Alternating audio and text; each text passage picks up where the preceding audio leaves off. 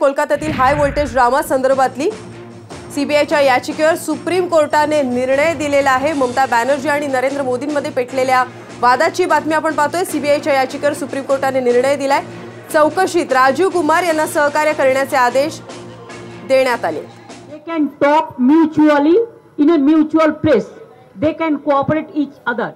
Same Court, Justice Bhushan and Justice Khanna. The learned Attorney General for India, Mr. Venugopal, addressed the court and brought before the court the seriousness of the situation with regard to the basic facts, what transpired over the on Sunday night, how the CBI officers and other people were prevented from doing their job, they were manhandled. These facts were placed. The Solicitor General for India, Mr. Tushar Mehta, also made additional points before the Honourable Court. From the other side, Dr. Abhishek Manu Singhvi appeared and contested these points. However, at the end of it, the Honourable Chief Justice of India's bench ordered that Mr. Rajiv Kumar would make himself available in light of the prayer of the application of the CBI to join that investigation, make available whatever is required and cooperate fully. At the same time, the Honourable Court pointed out that no coercive steps would be taken. The second matter which was highlighted by the learned Attorney General for India, Mr. Venugopal, was with relation to the question of contempt, because this is an order of the Honourable Supreme Court on which the CBI is looking at these mega scams. That matter also would be before the Honourable Court.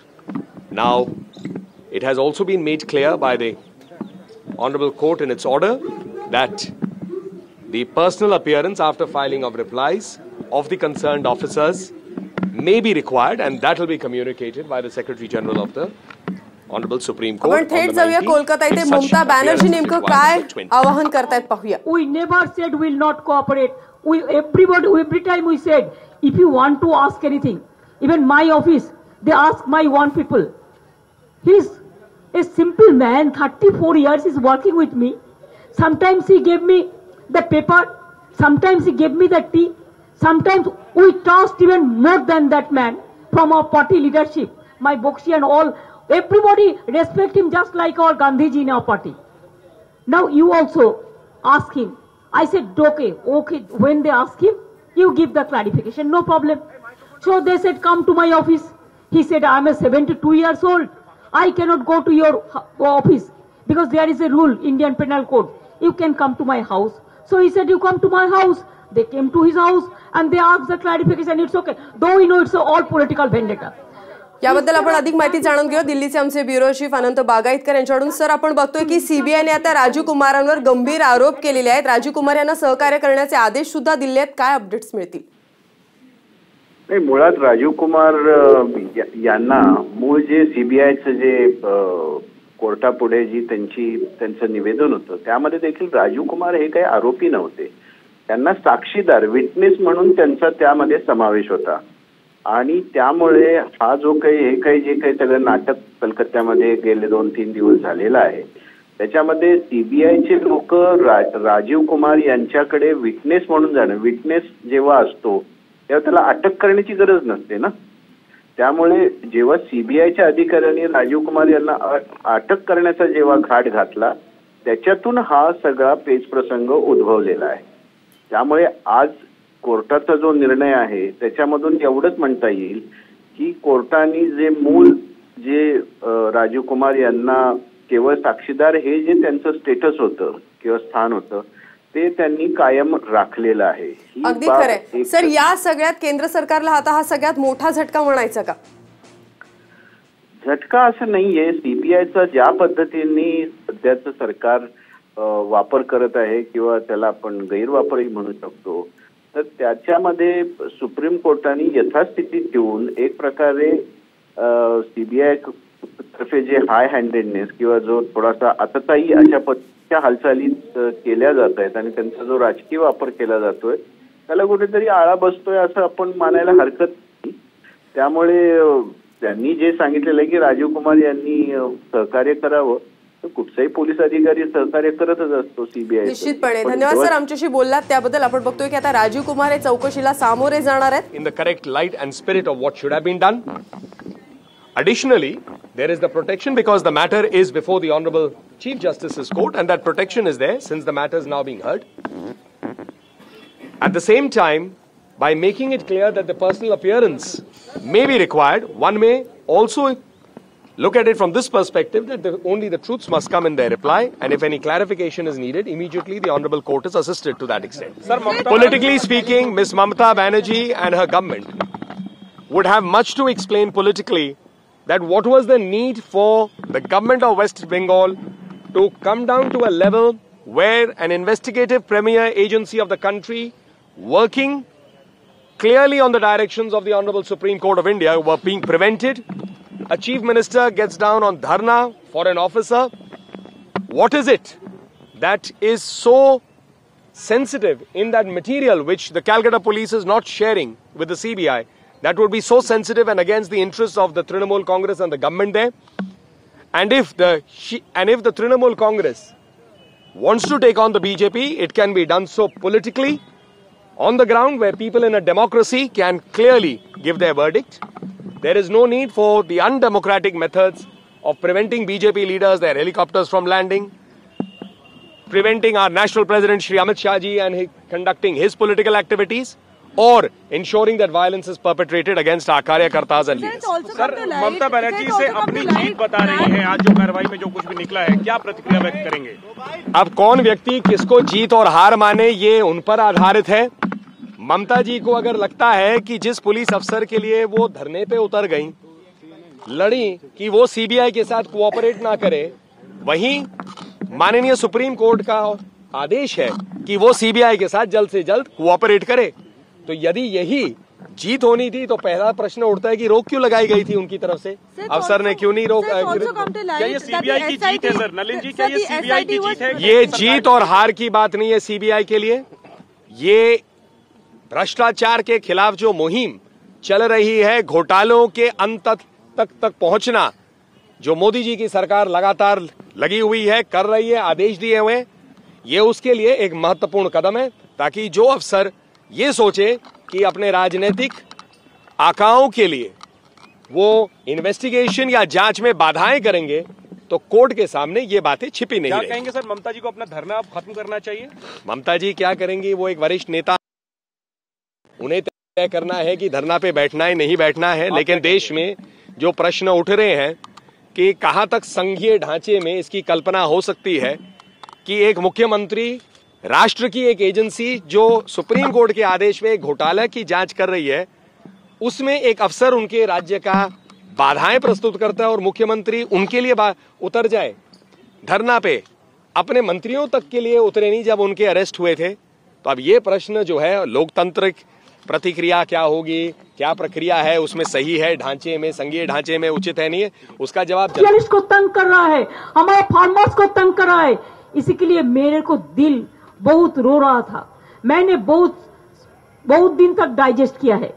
कितना तक कोई तो बोले, कुछ तो बोलना चाहिए. आपको पता है, you are speaking from talking from ABP. आपका दोस्त को नौकरी कैसे गया था, वो थ्रेट करता है सांबादिक को, इसको निकाल दो, उसको निकाल दो, ऐसा तरीका से. मेरे को पता है सब. तो इसी के लिए 4 पॉइंट देखिए आज क्लियर है. एक पॉइंट है, उन्होंने एलिगेशन किया था स्टेट गवर्नमेंट और पुलिस के खिलाफ में कंटेम्प्ट ऑफ कोर्ट, नहीं माना, नहीं हुआ, रिजेक्टेड. नंबर 2, बहुत सारे एलिगेशन ले आया था, that is also rejected. Number 3, mutual place में बात करने के लिए पहले भी ऑर्डर था, हम लोग उसको मान के ही पास लेटर दिया, म्यूचुअल प्लेस में आके बात करो. चौथी बात यह है कि राजीव कुमार को अरेस्ट नहीं होगा. तो इसमें क्या होता है, वो जानबूझ के सबको अरेस्ट करके रख देता है और क्या करता है, बंगाल से लेकर उड़ीसा जेल में भेज देता है. जैसे देखिए हमारा सुदीप बंदोपाध्याय के क्या किया, 7 दिन का अंदर उसको जेल उड़ीसा में जाना पड़ता है. कितना रुपया लगता है ठाड़ने के लिए, फ्लाइट भाड़ा के लिए, ट्रेन भाड़ा के लिए. हर रोज बेइज्जती करता है. जिधर में जिसको भी अरेस्ट करता है उड़ीसा में लेके चला जाता है. अब बंगाल में अरेस्ट किया, उड़ीसा के में क्यों लिया जाएगा? जानबूझ के तंग कर रहा है. किसी को दिल्ली ले जाता है, किसी को उड़ीसा में ले जाता है, किसको क्या है क्या है? आप कोई कुछ बोला तो आपको लेके कहाँ भेज देगा, कोई बात नहीं है।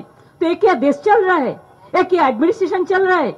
हम इसी को लिए कहेंगे कि आज का जीत हमारा जीत नहीं है, is a victory of the people, victory of save India, victory of democracy, victory of constitution and victory of all my forces including central and state forces. क्या हमने बोला? आलोक वर्मा कौन थे? सीबीआई चीफ थे। उन्होंने क्या बोला? उनको भी जेल भेजने का बंदोबस्त किया था। तो अगर आप घर में भी ऐसा करें तो आपको तो ऑफिसर लोग बोलता है, रीना मित्रो लेके आलोक वर्मा तक लेके सब क्या बोल रहा है, क्या बोल रहा है? बहुत सारे गवर्नमेंट ऑफिशियल है, बात नहीं कर सकता है, कोई कुछ बोले तो सीबीआई डाल देता है। ये क्या है? ममता जी एक सवाल। ममता जी आज तक ना, आज तक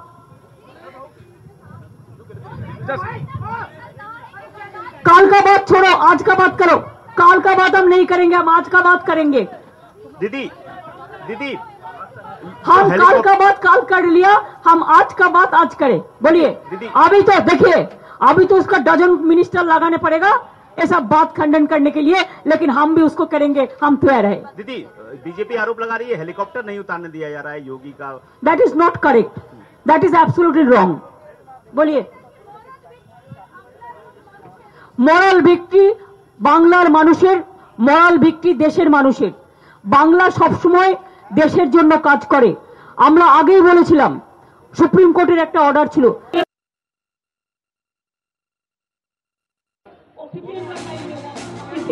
कुछ नहीं किया, वो हमारा गवर्नमेंट आने के बाद हम उसको अरेस्ट किया, हम 300 करोड़ रुपया वापस दिया गरीब लोगों को, और हमको बोलता है तू चोर है, चोर की माई जोर से बोले। देखना तो चाहिए। और दूसरी बात यह है, और एक কথা হচ্ছে আপনারা জেনে রাখুন, আমাদের সময় ঠিক পার হয়নি, সিপিএম এর আমলে হয়েছে। সিপিএম कांग्रेस बीजेपी सब जानतो। পিসিপিএর किसका है? পিসিপিএর দিল্লিতে কারা? একদম ফাইন্যান্স মিনিস্টারের পাশে ঘর, 50,000 কোটি টাকা চিটফান্ড, কিছু করেছে পারেনি। আমরা এখানে বলি সুদীপ্ত সেনকে আমরাই অ্যারেস্ট করেছি 5 তারিখ থেকে। हमने अरेस्ट किया, काफी जेलों नहीं किया, हमने केस किया, हमने रुपया वापस दिया, हमने जुडिशियल कमीशन बनाया। जब एसटीएफ था तब जुडिशियल कमीशन भी था, जुडिशियल कमीशन वापस दिया रुपया 300 करोड़ का माफिक। আপনারা জানেন 300 কোটি টাকা গরিব লোকের জন্য আমরা ফেরত দিয়েছি। আর 5 বছর ধরে গরিব লোকের টাকা তো ফেরত দেয়নি। এরা জেনে শুনে যার তার ঘরে ঢুকে যাচ্ছে, আর তাকে কথা বলতে যখন যাচ্ছে, সেই যখন কথা বলতে আসছে তখন কি করছে? তাকে গ্রেফতার করে উড়িষ্যায় পাঠিয়ে দিচ্ছে। এটা একটা নতুন চলচ্চিত্র শুরু হয়েছে, যাতে কেউ ভোটে কাজ করতে না পারে। লালুজিকে অ্যারেস্ট করে ঝাড়খণ্ডে পাঠিয়ে দিল, বিহারে রাখলো না। আমাদের এখানে 2-3জনকে অ্যারেস্ট করেছি, যে সুমন চট্টোপাধ্যায় সাংবাদিক নিয়ে গেল উড়িষ্যায়। আমাদের সুদীপ বন্দ্যোপাধ্যায়কে অ্যারেস্ট করে দিল, নিয়ে গেল উড়িষ্যায়। আমাদের এমপি তাপস পালকে অ্যারেস্ট করে দিল, নিয়ে গেল উড়িষ্যায়। ফিল্ম ইন্ডাস্ট্রি শ্রীকান্তকে অ্যারেস্ট করেছে। আমি কোর্টের ব্যাপারে যাচ্ছি না, আইন যা করবে, law will take its own court, সব নিয়ে গেছে উড়িষ্যায়। এবার আপনারা আমায় বলুন, কোর্ট 4টে কথা বলেছে, আমি বাংলায় একটু বলে দিই। নাম্বার 1, ওরা কন্টেম্প্ট অফ কোর্ট করেছিল আমাদের বিরুদ্ধে, কোর্ট সেটাকে রিজেক্ট করে দিয়েছে। We are so grateful. 2, অনেক অ্যালিগেশন এনেছিল রাজীব কুমারের বিরুদ্ধে, সেটাও कोर्ट एंटरटेनमेंट करेगी। नंबर 3, आपल्या आंदोलनाला यश आल्याचं ममता बॅनर्जींनी म्हणत त्यांनी सुप्रीम कोर्टाच्या निर्णयाचं स्वागतही केले, सहकार्य करायला नेहमीच तयार असल्याचं वक्तव्यही ममता बॅनर्जी यांनी केलेले आहे। हा जनतेचा विजय असल्याचे ममता बॅनर्जींनी स्पष्ट केले। राजीव कुमारांना अटक करण्यात येणार नाहीये, तर त्यांना सहकार्य करण्याचे आदेश सुप्रीम कोर्टाने दिलेले आहे। सुप्रीम कोर्टाने अत्यंत महत्त्वाचा निकाल आज दिलेला आहे। दरम्यान राजीव कुमार यांना चौकशीला सामोरं जावं लागणार आहे। तर दुसरीकडे हा जनतेचा विजय असल्याचं ममता बॅनर्जींनी स्पष्ट केलं। आपल्या आंदोलनाला यश आल्याचंही ममता बॅनर्जींनी म्हटलंय।